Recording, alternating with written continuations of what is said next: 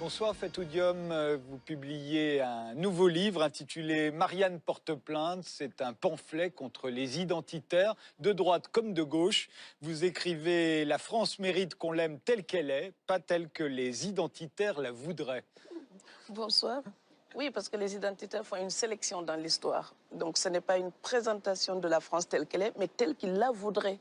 Avec une sélection, avec des catégories. Alors que la France qui m'a accueillie, c'est une France qui a ouvert les bras et j'ai trouvé des gens différents. Et j'ai appris à les découvrir. J'espère qu'ils ont appris aussi à me découvrir. Vous dites d'ailleurs que les Français n'ont pas choisi d'être Français, ils sont nés ici. Vous avez véritablement choisi d'être Français. Oui, je dis le poussin éclot dans son poulailler et se moque de savoir à qui il doit son toit.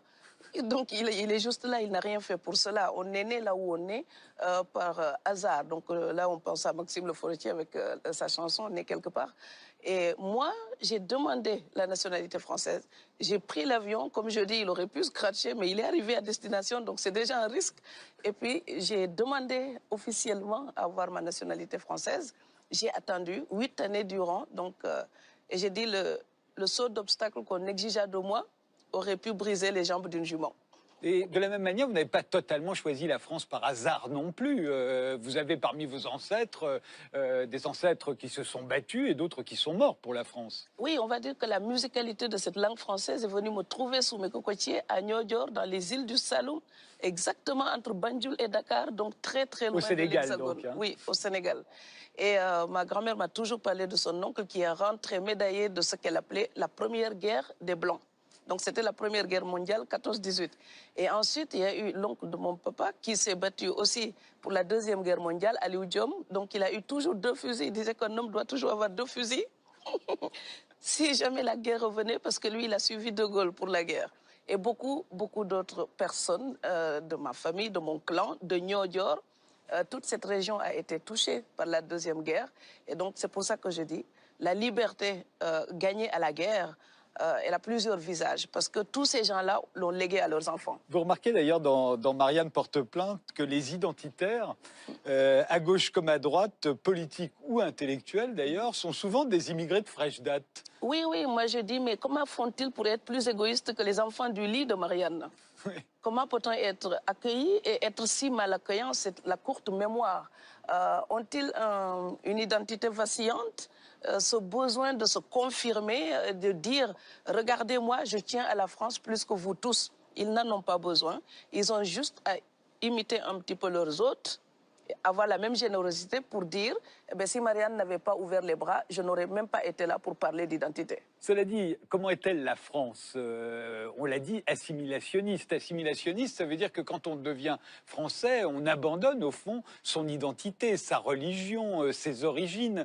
La France vous donne tous les droits, nous donne tous les droits en tant qu'individu, mais aucun droit en tant que nation, en tant que communauté, en tant que religion. Alors, je ne pense pas que l'assimilation soit encore à l'ordre du jour. Ça, c'est le millésime colonial. On n'en a plus besoin. Donc, maintenant, on a des sources de la mondialisation qui irriguent tous les pays. Et je pense qu'on peut être français en étant sénégalaise, comme moi je le suis, et en étant encore autre chose, c'est-à-dire appartenir à cette grande nation mondiale qui est l'humanité. Donc, je dis dans mon livre, à toute identité nationale, je préfère l'identité humaine. Parce que si je m'arrête simplement au sens juridique de la nationalité, je n'aurais peut-être pas beaucoup de choses en commun avec des Américains ou des Allemands. Donc, je suis obligée d'outrepasser cette frontière administrative, juridique, pour me reconnaître en eux comme étant mes frères et mes sœurs humains, en humanité en tout cas. Cette nationalité-là, elle englobe, elle ne considère pas l'altérité comme une imperfection, comme quelque chose à changer. Donc, on n'a pas besoin d'assimiler. Moi, je prône l'addition culturelle. Vous parlez de colonisation. Est-ce que c'est une frontière qu'il ne faudrait pas oublier, elle aussi? Parce qu'après tout, tous les peuples ont colonisé leurs voisins. Oui. L'empereur du Mali, s'il est devenu l'empereur du Mali, c'est parce qu'il avait colonisé tous ses voisins. Les Arabes ont colonisé tout le Maghreb, puis l'Espagne. 700 ans en Espagne, c'est beaucoup plus longtemps que le temps qu'ont passé les Blancs en Amérique, par exemple. Et pour finir avec les Sérères, puisque vous êtes une Sérère au Sénégal, n'avez-vous pas colonisé les Wolofs et les Mandingues? Si, exactement. Exactement. Donc, arrêtons de faire la différence entre les colonisateurs et les colonisés. On a tous été l'un et l'autre. À telle enseigne que ma propre langue grand maternelle, c'est une langue qui mélange du sérère et du manding. Voilà. Parce que voilà, les Nyancho manding sont venus dans ma région et ils ont colonisé, ils se sont mariés, ils ont acquis des terres, ils se sont installés. Ils sont venus d'ailleurs. Donc, nous sommes tous venus d'ailleurs. Quand vous allez dans ma région, ils vont vous dire on est là depuis le XIVe siècle. Mais oui, avant le XIVe siècle, on vient toujours de quelque part. Et c'est pour ça que je me dis, à un moment donné, il faut pacifier les mémoires. Il faut arrêter de se référer tout le temps à l'esclavage et la colonisation. Oui, nous avons besoin d'apprendre l'histoire pour savoir d'où nous venons, pour ancrer notre identité, mais ensuite, il faut s'élancer. Il faut prendre un élan vers l'avenir, se libérer du passé et arrêter d'être des otages, des victimes consentantes de l'esclavage et de la colonisation. Moi, je ne suis pas une victime de l'histoire de la colonisation parce que je n'étais pas colonisé. C'est Senghor qui a été colonisé. Ça n'a jamais été mon cas.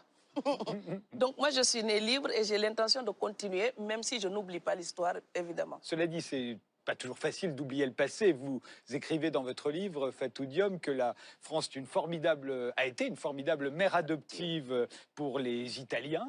Oui. Je suis un Italien d'origine, pour les Espagnols, pour les Hongrois, pour les Polonais, pour les Arméniens. Mais elle a pu être une redoutable marâtre pour ceux qui, comme les Noirs et les Arabes, Les Asiatiques. ne peuvent disparaître dans l'anonymat de la couleur blanche. Oui, c'est ce que j'appelle l'anonymat chromatique. Donc celui qui nous a imposé le débat sur l'identité nationale, par exemple, Marianne lui a dit « bienvenue ». Et moi, quand je suis venue, Marianne m'a dit « bienvenue ». Sauf que lui, en une génération, il peut faire oublier ses origines étrangères puisqu'il peut se fondre exactement comme un sous-marin dans l'anonymat chromatique. Ce que moi, je ne peux pas faire puisque le chocolat me trahit. C'est une gourmandise. Je n'y peux rien, donc ça se voit. Mais lui, il peut se cacher et dire ben, « j'étais là, je suis venu d'ailleurs, mais personne ne le voit plus ». Alors que les Asiatiques, les Arabes, les Noirs, des générations après, on porte encore le poids de nos origines. Donc, il faut que ça cesse d'être un poids pour être quelque chose de normal dans la population française. Vous en voulez d'ailleurs au fait qu'on ne cesse de vous demander vos papiers, à vous qui êtes française, alors qu'un Australien, par exemple, à côté de vous, personne ne lui demandera ses papiers. Non, non, puisque lui, il a la couleur de l'identité nationale. Et donc, mon compatriote policier va me demander mes papiers avec un œil acéré, il va tout vérifier. Mais le néo-zélandais, là, le baroudeur paumé ici, mal rasé, qui ne parle pas un traître mot de la langue de Marianne, eh bien, lui, il a la couleur de l'identité nationale, donc il a une paix royale. Et ça aussi, c'est la force de son passeport parce que Schengen lui permet de voyager en paix. Donc, il ne sera pas contrôlé alors que moi, venant de Strasbourg, on va me demander mes papiers alors que je suis là en train de prendre racine depuis des dizaines d'années, mais on ne le voit pas sur mon visage. Est-ce que c'est plus difficile de s'intégrer pour cette raison-là? Moi, je suis intégrée. C'est le regard extérieur qui fait de moi quelqu'un d'autre. Vous savez, comme le disait Sartre, hein, c'est le regard de l'autre qui fait de moi ce que je suis. Moi, je ne me sens plus étrangère. Je suis ici, je me retrouve plus facilement à Strasbourg ou à Paris qu'à Dakar. Quand je suis à Dakar, j'ai besoin de mon frère pour aller quelque part. Quand je suis ici, je suis vraiment à la maison, je m'occupe de mes affaires et c'est normal.